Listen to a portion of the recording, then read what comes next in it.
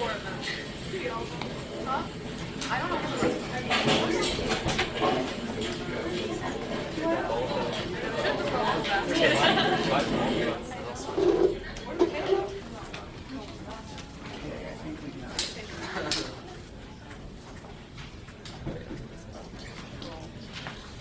Well, good afternoon, everybody. Happy December. And welcome to today's masterclass. I am very excited. As you know, I get very excited when we have one of our own come back and visit us. And today we have, all the way from England, Elena Urioste. I hope you've all checked out some of the links I gave you in this week's email. Check out the jukebox. Check out her performances, so she can do. Elena can do everything, can't you, Elena? I think it's during COVID, she and her husband Tom saved the spirits of so many people with their jukebox performances and coming up with a new thing and a new outfit every day. And those are still collected on her website. But she also just recently played Beethoven. She is a winner of the Sphinx competition and part of the Chineki and Kaleidoscope chamber groups in England. And I always get a kick out of this that I think it was a BBC magazine said that you and Tom are the classical power couple of Europe. So anyway, that's a pretty cool distinction. But she's a wonderful violinist and a wonderful person. And I'm so thankful that she's here with us today. We'll hear from two violinists. Our first player today is Evan Zhang. Evan is a student of James Lyon from Penn State. And Evan will be playing the first movement of the third Saint-Saëns concerto. So welcome Elena and welcome Evan.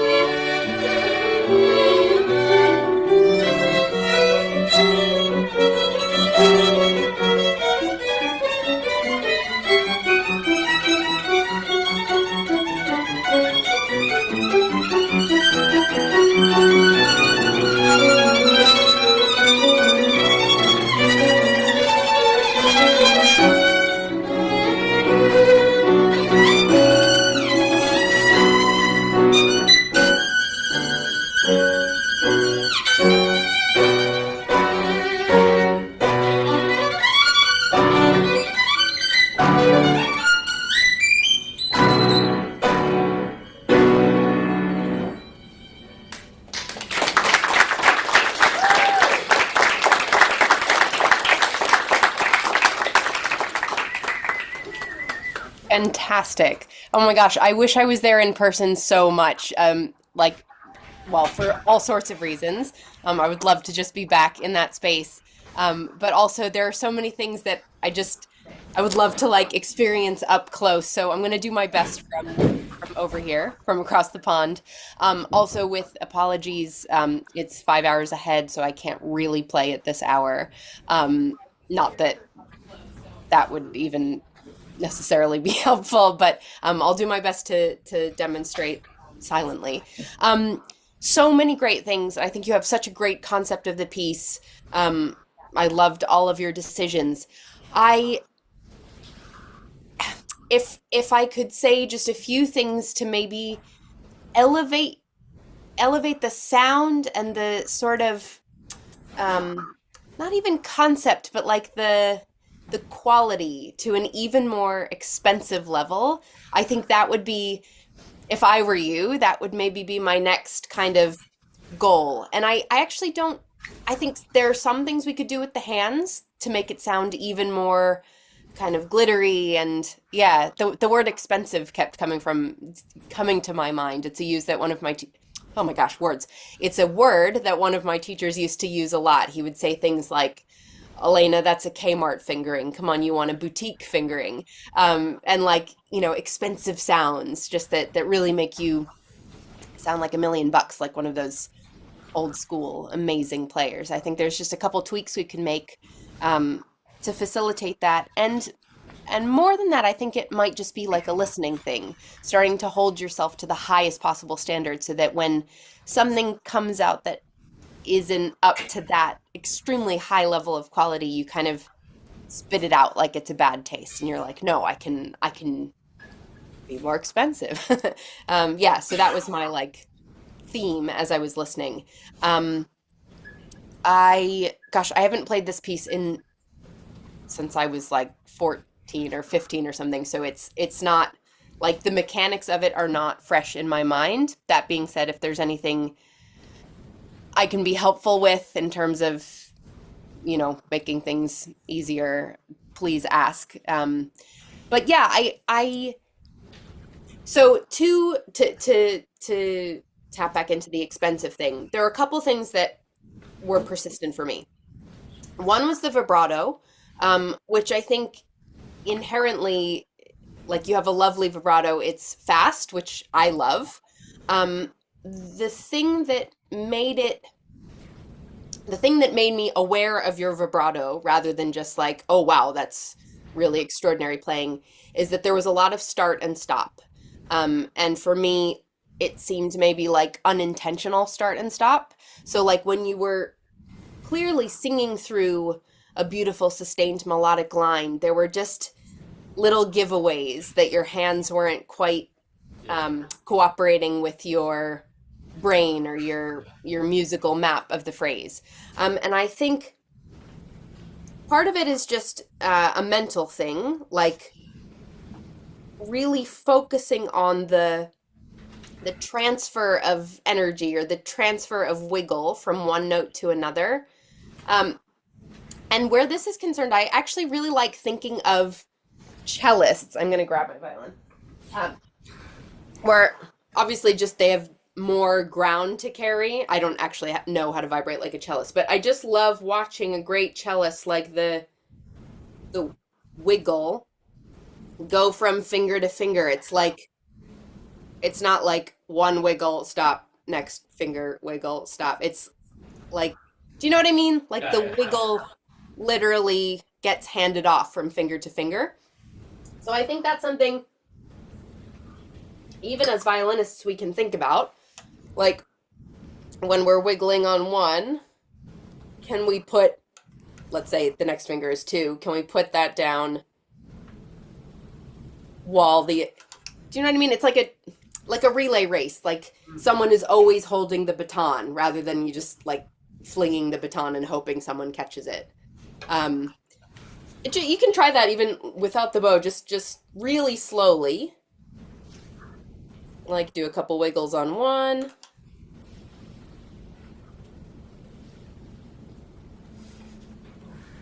Yeah, and can it be, sorry, I'm trying my best to see. Can it be an even sort of gentler exchange from one finger to the next?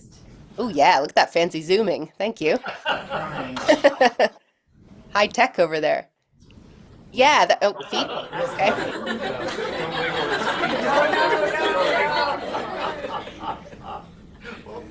Almost. No, I shouldn't have said anything. Oh, no. The ceiling looks great. They like this, yeah, they like this thing to be for meetings that just stay in place. Floor also looks great. Little down. There we go. Okay. Yeah, so actually, on that note, could we just do, sorry, I'm flipping back and forth between the music here. Can we,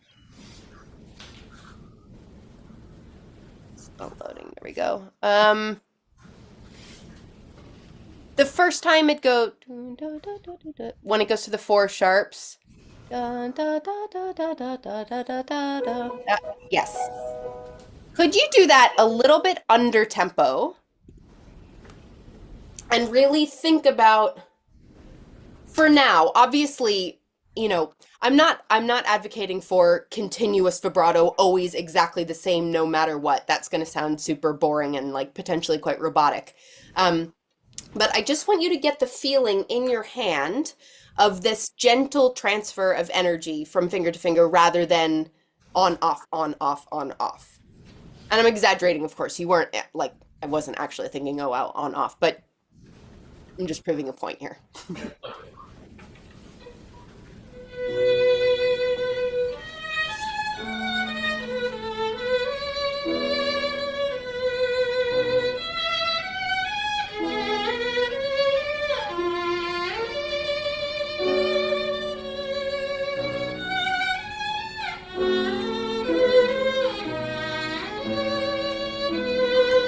Yeah, there was a little tiny. Yeah. It's like a, but that was already much better. Okay, now do that one more time. Keep thinking, whatever you did, do it again. Now have the vibrato be yours. Like, do you know what I mean? Yeah. Like, let me hear your personality and the way you think of the vibrato. One thing I did want to say that already sounded like much like the big bucks. There is something about that. It's like a great opera singer. Like there is something both intentional and also automatic about it. Like the voice can't spin properly if there's a stop and start. You know, there's a constant stream of energy and activity moving through each note, and actually that's what propels one note to the next. So you could even start to think of the wiggles as the mechanism that launches you from note to note, even if it's as small as like stepwise motion. One thing that I have found that helps with warming up the vibrato and making it feel like it's easier to connect seamlessly from note to another, I did notice that sometimes your wrist comes out a bit, which does sort of narrow the sound slightly. It can potentially tighten the vibrato and like actually tighten the whole left hand if the wrist comes out. If you think about, I know, like, I don't know if you started with Suzuki, but I remember that Suzuki teachers are they don't want the wrist in. They want the like squirrel in there to breathe or whatever they say. But actually, this is in no way conducive to playing the violin comfortably. You're literally taking your fingers away from where they want to be. Whereas if you bring it in a little bit, everything can be cozy. The whole mechanism here, it's like ready to drop rather than like your poor four having to reach forward. Does that make sense? Yeah. It makes less sense if I can't play, but hopefully it makes some sense. Okay, so now try it and sound like you.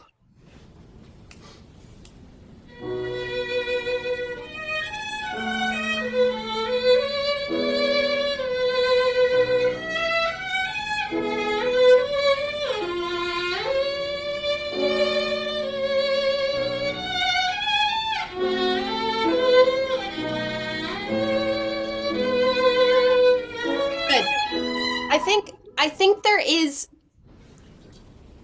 Would I be correct in saying that sometimes your left hand feels tense? Yeah. That's okay, so does mine. Sometimes it sounds a little tense, not in an entirely unattractive way, but sometimes as I was looking at your hand, I was like, is that as comfortable as it could possibly be? And I do think that for you, maybe the wrist is one of the culprits. And that just a little bit, it sounds cheesy, but I like to think of the wrist and the hand and the back of the hand and the whole thing is like giving the fingerboard a hug, rather than like an awkward hug where you're kind of like patting people like this, like an awkward prom dance hug, but like a real hug, like you love someone. And if you think, especially as you're about to shift up, as pulling the wrist in just a tiny little bit, rather than go in like we like to go in the direction of the thing that we're trying to achieve, right?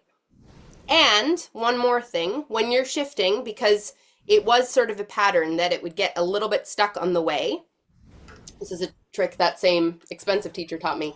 Think of this, if you're shifting, for example, from 1 to 3, when you're on that bow, think of 1 to 3 on the right hand.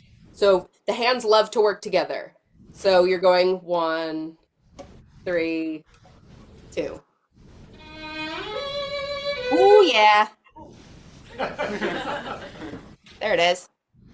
Yeah. It's a magic trick. But I mean, it is and it isn't. I think we get so hung up on the the hand where the hard thing is, whether it's, like in this case, hitting the right note with the right sound, whatever, that we forget that the other hand can actually help greatly.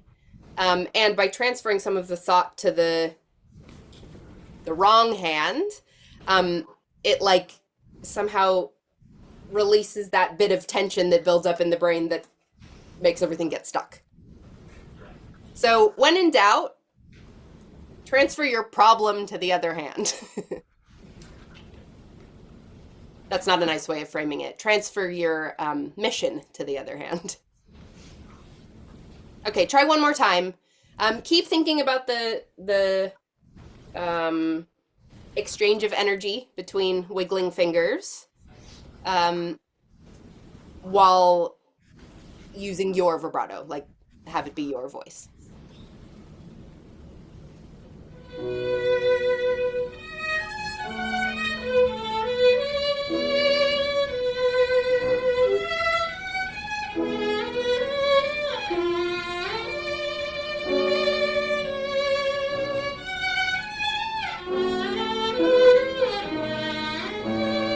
Good. Sorry.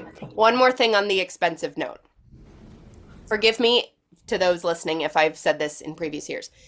For me, there is a big distinction between a slide and a shift.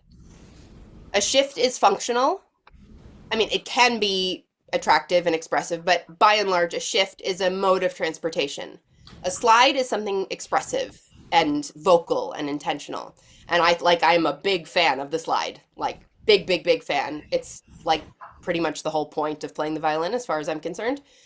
However, when I start to not be able to tell the difference, like, was that expressive or was that just like a dirty shift? And not like a fun dirty shift, you know what I mean? Just like a shift that we're hearing, but we shouldn't maybe be hearing. That's when things start to sound messy to me. So I think for you, and there's no wrong answer, like all those things you were doing could be slides, but then like really make them slides. Right? There are a lot where I'm like, did he mean for us to hear that? I don't know. Yeah, there's a lot of like slipping around, but not in the like absolute most beautiful way. Okay. So maybe just, you don't have to figure it all out now, but bear in mind that is another thing that will elevate the melodic playing to like the next level. Okay, last time.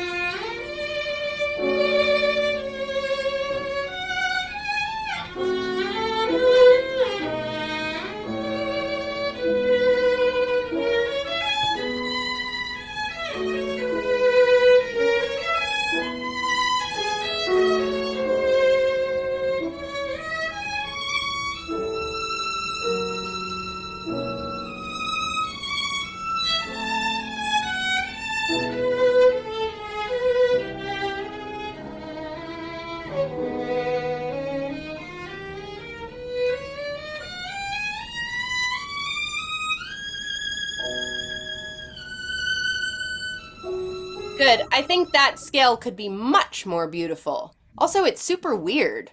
Like, Yeah. what is that? Kind of weird.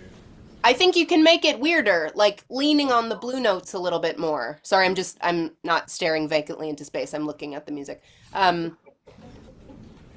Like the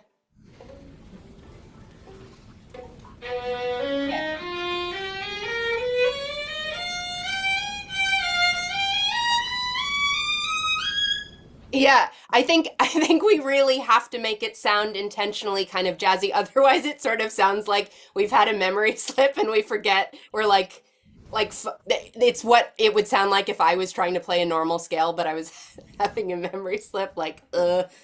So I think we really have to be, yeah, leaning into the sort of off notes and paying extra. This is a great place to focus on intentionality of vibrato.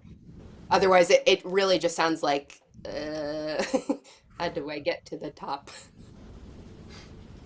Just from the bottom of that scale, much better in general.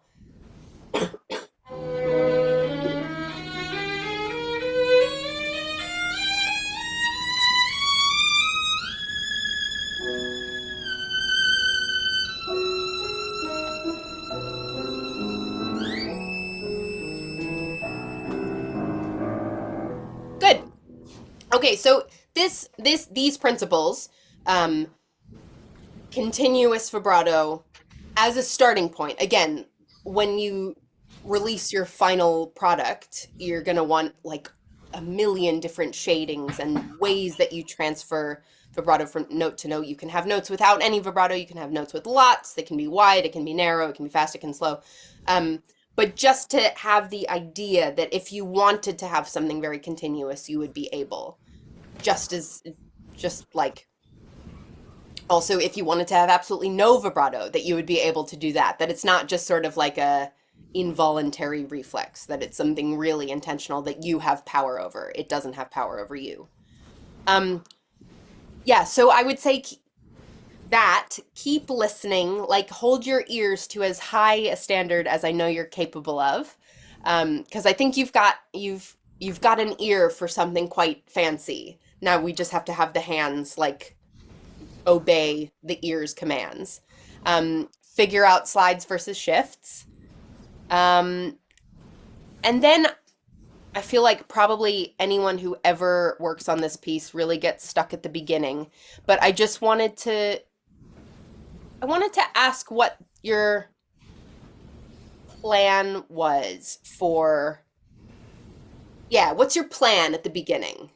How's that going to be as awesome as possible? Um, It was very awesome, by the way. I'm just curious. well, like play the notes, but also, yeah. Play the notes and I don't know, like be very like macho. I don't know.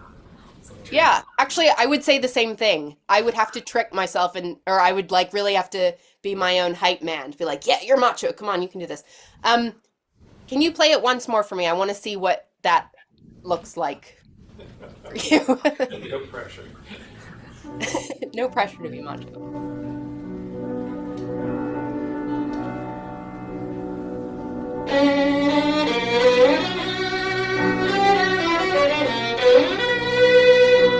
Okay, okay. Good. To me, this is one of those places where I would think of someone who's playing of something like this. I would really admire and potentially adopt their physicality. And I say this because once in the practice rooms at Temple Prep, I was just like falling all over myself trying to play a Paganini something. And my teacher said, think of Michael Rabin, like just think about him. And then instantly, like I played the passage again and it was better just because I had, not that I sounded like Michael Rabin, but I had like a concrete goal in mind. And somehow the thinking intently about someone who's playing you admire, the body kind of like snaps into some sort of like space of obeying. I don't know. So anyway, this is a really convoluted way of saying I think you should put your violin up. Also, because look, if your violin is going down, but you're trying to shift up, it's like, it's not, like I said, that everything wants to work together. So you're also making it less of a distance. That's closer than, and especially something like that. I don't know, I can't explain it. It might be some sort of sorcery, but it is probably also just like physics or geometry or something that makes it work if everything's just a little bit like this. And then also I think really, this is a bit woo-woo, but like hearing, and I'm sure I'm not the first person who said it, but truly hearing these leaps in your mind.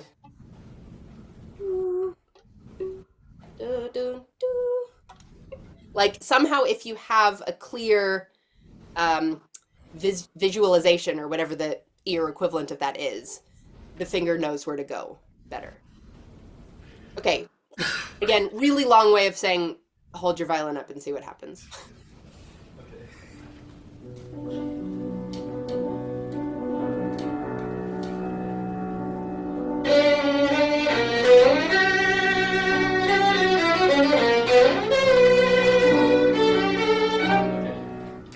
Try again. See, it's like actually quite close. Yeah,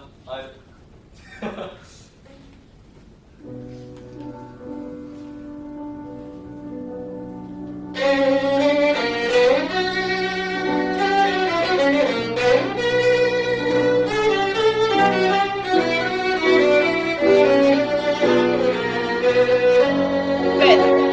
Now, would I be correct in thinking that you are possibly holding your breath? yeah. See, okay, I don't need to be there at all. I can tell everything through the screen. No, try one more time. Like, listen, it's no secret. This is a stressful beginning. Don't make it harder for yourself. Like, breathe. And especially, like, that would be quite a cool macho thing to do, to, like, stride in, plant your feet, hold your violin up, and go, like, you know? Like, it's gonna feel good. It's like, you're like a, you're like a boxer. You gotta, like, get yourself ready for this. So, like, I know it sounds obvious, but, like, make yourself feel as good as possible. Okay.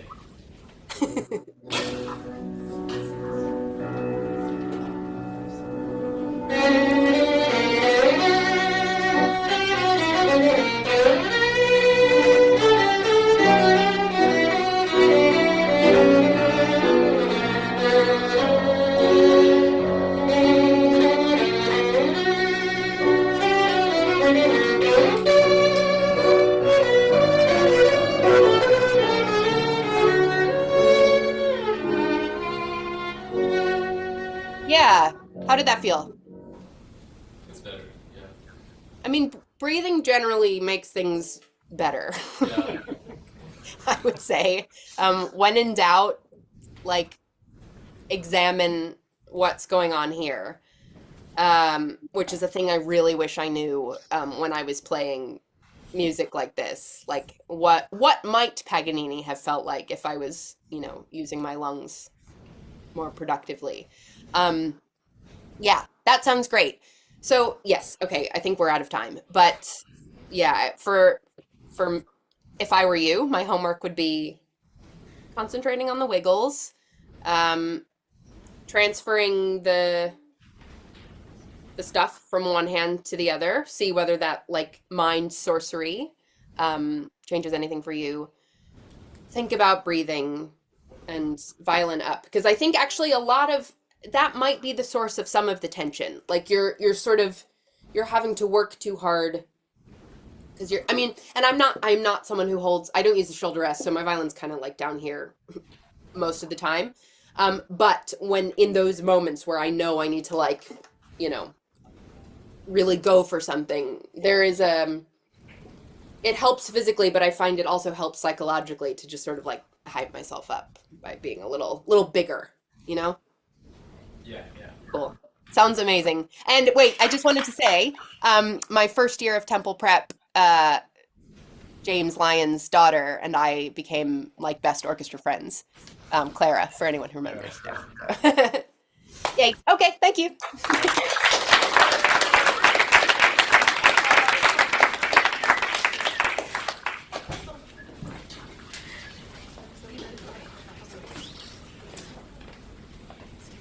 So our next performer is Kyson Zhou. Kyson will be playing the first movement of the Tchaikovsky Violin Concerto, and he is a student of Kimberly Fischer. Kyson?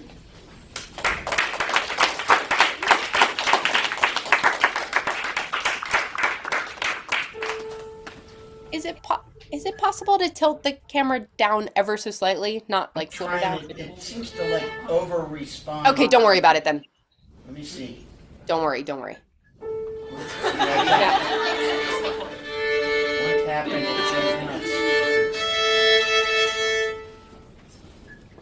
It's not a big deal. And so, are you going to play the whole thing? I plan to play to the cadenza.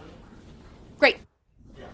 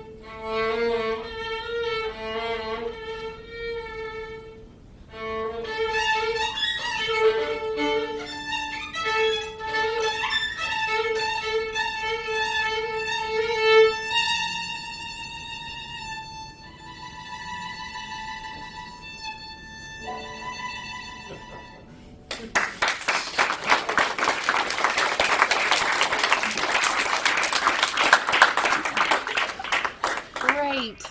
Oh, this brought back so many memories. This is my audition piece, and I did a lot of playing it at Temple Prep, so this made me very happy. Um, I think it's great playing. You have such facility. You get around the fingerboard really easily. Everything, you make everything look easy, which I'm very jealous of. Um, what I thought was, I think you can maybe plan out a bit better when you can take your time to, like, first of all, enjoy every note and also make it work for you. Um, I should back up by saying, like, I think, there are some camps that are like, the text of the music is the ultimate and we all must, bow in deference to it. Like, the music is king. And then there are some people who are very much like, I'm a performer, I can do anything that I want. And I think my preference would fall somewhere in the middle. I think the most interesting thing about going to hear someone play classical music is the performer's relationship to the material. So I think we should honor the material, which you're very much doing. But I think we have to, like, what's interesting is how it gets filtered through our vessel, and through our voice and through our experience. And I think that includes, on a very technical level, like knowing how to bend time a little bit so that we can make the material work for our hands and our heartbeat and our level of adrenaline and our mood that day. And sometimes I felt that you could give yourself more space and more time to, on a very technical level, just like reach things, like you have more time than I think you do, or you could give yourself that. So that's like one side, knowing when to give yourself more time. And then on the other side, I think you can know when to sort of glide through a phrase with more ease or more urgency. There were moments at the beginning where technically you're alone, but I felt like how you were doing it, it wasn't necessarily governed by the harmony, which I think it should be. It was sort of governed by, I'm not really sure. And I think the moments where the harmony stays the same, or whether, if there's something really static under you, I think you can move through those passages kind of more easily, because to be honest, they're not that interesting. Like da dum ba da bum ba da dum ba doodle doodle doodle doodle. It's not interesting. It's three notes over and over and over. And I think because we're all alone, we think, oh, okay, great, I have all this time, but it's neither hard nor interesting. So I think we can like pass through it a little bit more. And there were other phrases where I thought, like lyrical phrases that sort of, for me, sagged a bit, and I think you can push through so that when there is something really interesting in the harmony, there you can expand, or there you can take time, and it'll mean something rather than just another sort of arbitrary place that you're taking time. Does that make sense? Yeah. Can we just start at the top, actually?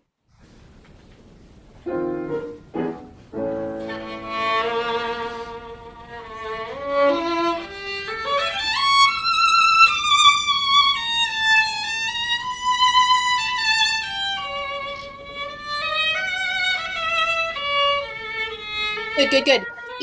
Sorry, I don't want to get hung up on the first phrase, because I'm sure everyone gets hung up on the first phrase. But I think there is something, I think we have to respond to what has just happened in the orchestra for quite a long time. You're just, this isn't new material. You're just taking over from the orchestra. And then it's just an arpeggio up. You come down. And like where it turns harmonically is where I would love to feel more time. That's interesting. Do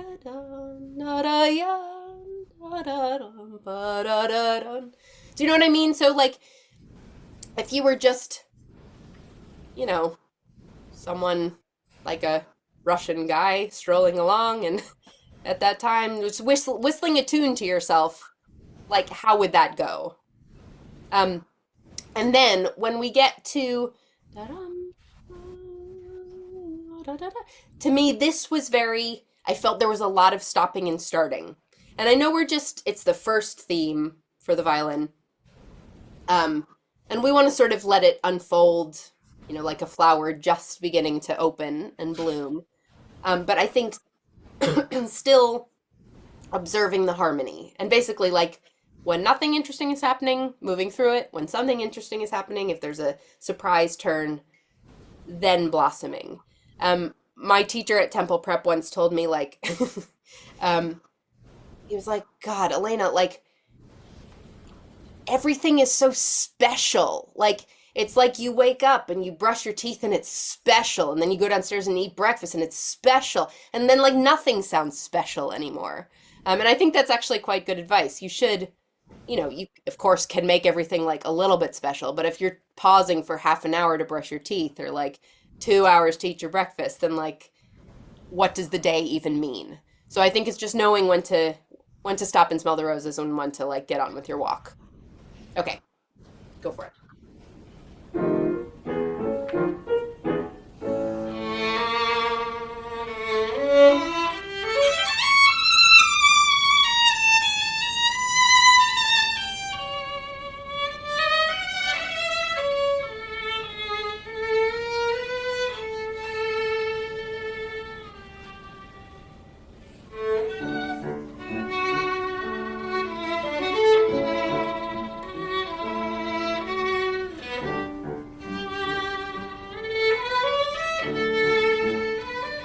Okay, great.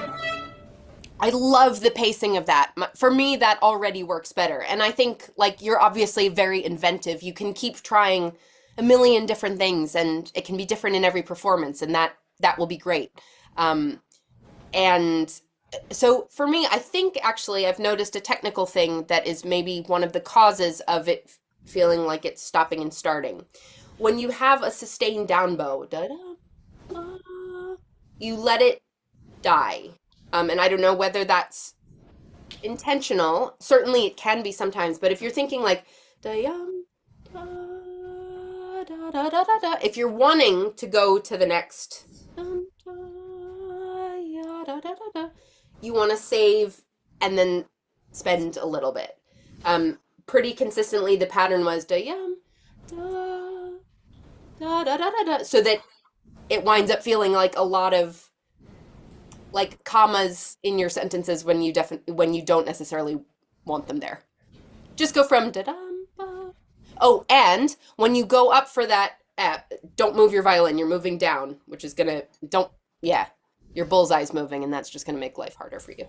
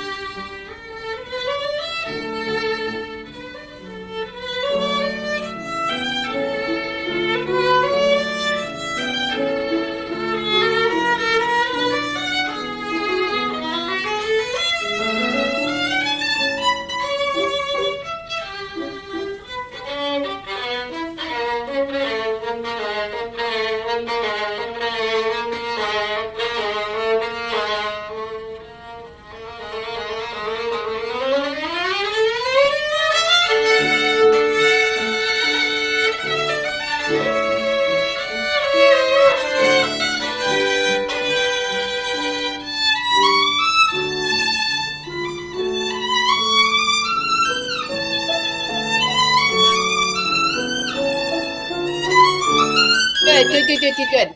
So much for me, that makes so much more sense already. And we get it, like, this is a long piece, like, there are some things we just need to move through. But that, to me, it didn't feel like you didn't care. It actually just felt like you were like, come, let me tell you a story. Like, buckle up, it's going to be long, so I'm not going to linger too much on this, like, opening paragraph where I'm setting the scene, basically.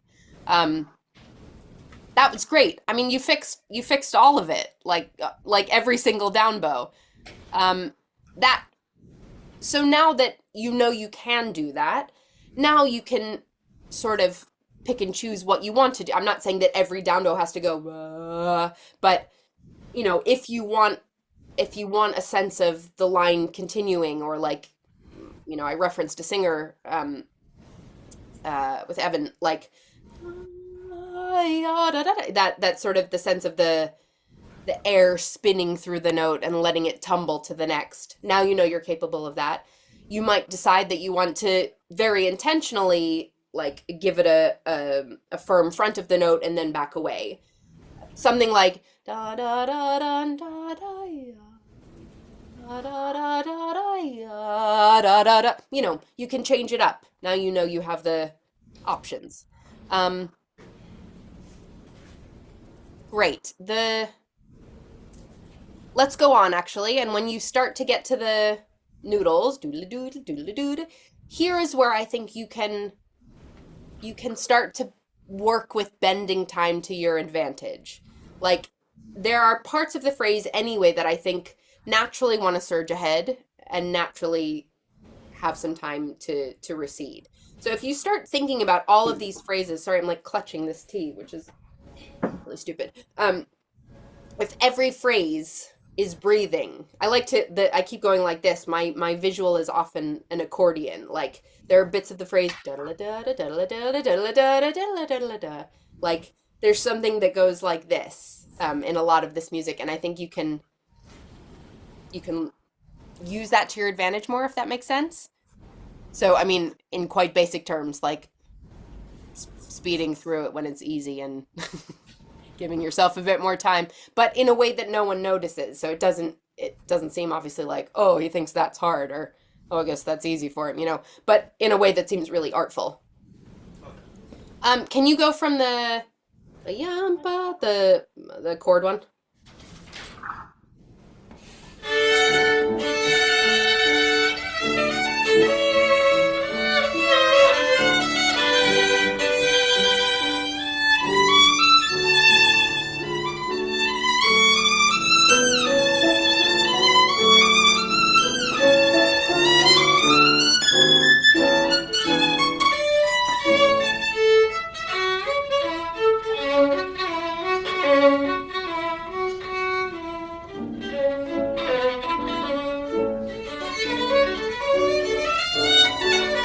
Good.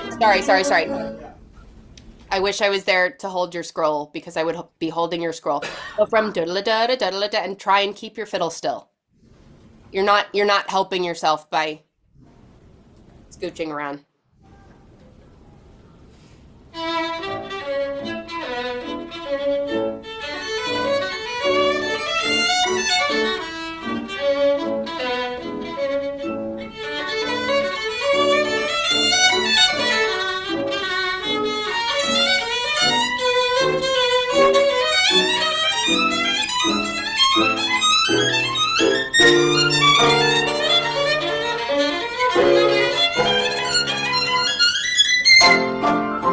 Good.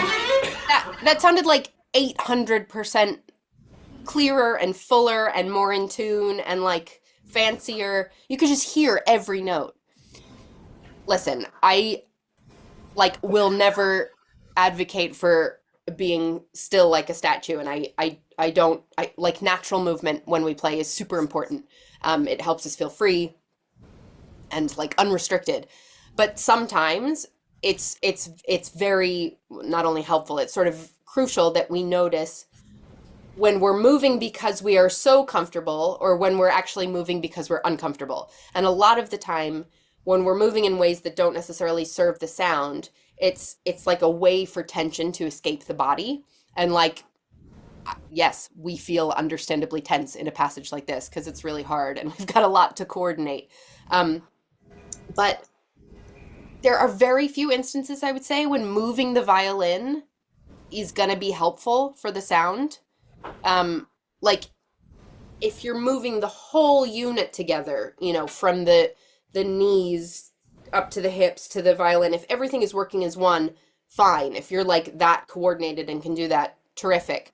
But if we're just going like this, where it's truly like trying to, hit a bullseye with a bow and arrow, and like your target is moving all over the place. So we want to keep this as still as we can, at least until we're comfortable with the setup.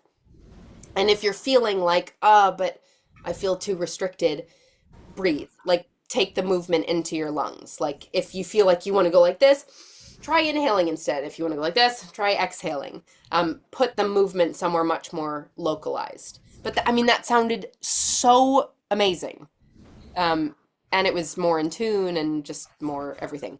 I know we're out of time, but just go on until the end of this madness. Like try keeping your violin still and just see what happens.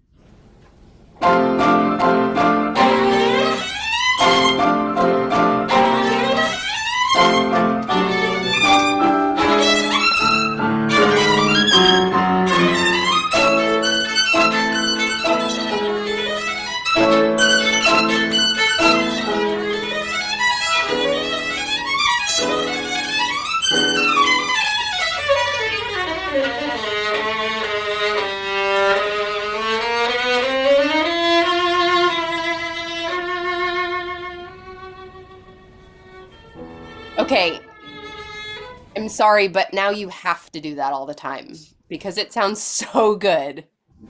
You have to. I'm sorry. No, that's fantastic. It's like a different player. I was gonna go through and say like, all these little things we could do to sort of like make the clarity better, but like that's all it took. Just keep the left side of your situation still. Yeah. Okay, so I think for you, like try doing that as much as possible. You might fix a whole lot of, little odds and ends just by doing that. But yeah, keep playing with this idea of is this, asking yourself, what about this phrase is interesting? Am I taking time just because, I haven't really thought about it, or I heard someone else do it and my ears inadvertently copied it? Or do I really think that these notes, deserve to have extra time spent on them? Is it harmonically interesting? Is there like a tone color I want to explore? And again, there are no wrong answers really. You just have to know what your answer is, I think. And then when the time calls for it, like when you can expand things for yourself, definitely do it. Like there are things you whizzed by in the cadenza, where I was like, oh, that like he could make that a lot more comfortable for himself, if he wanted to. So yeah, but fantastic playing. Keep it up. Keep your scroll still, and you're in business. Thank